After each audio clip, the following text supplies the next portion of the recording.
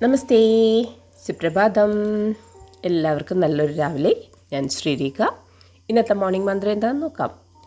Love cannot be change in A minute, but decision taken in A minute changes everything in life.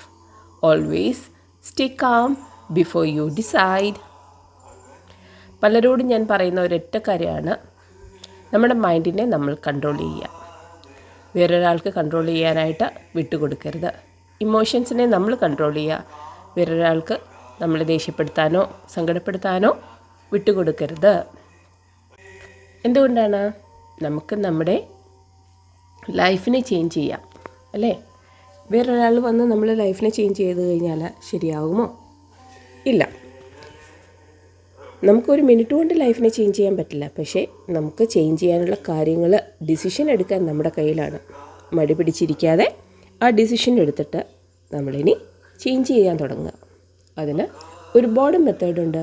പണ്ടത്തെ പോലെയല്ല, ഇപ്പോൾ ഒരുപാട് പേര് helping ഹാൻഡുമായിട്ട് മുന്നോട്ട് വരുന്നുമുണ്ട്.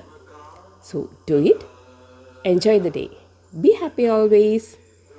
ഇനി എൻ്റെ ചാനൽ ലൈക്ക് ചെയ്യുക, അതുപോലെ ഷെയർ ചെയ്യുക, മറ്റുള്ളവരെയും ഇൻസ്പയർ ചെയ്യുക. Thank you.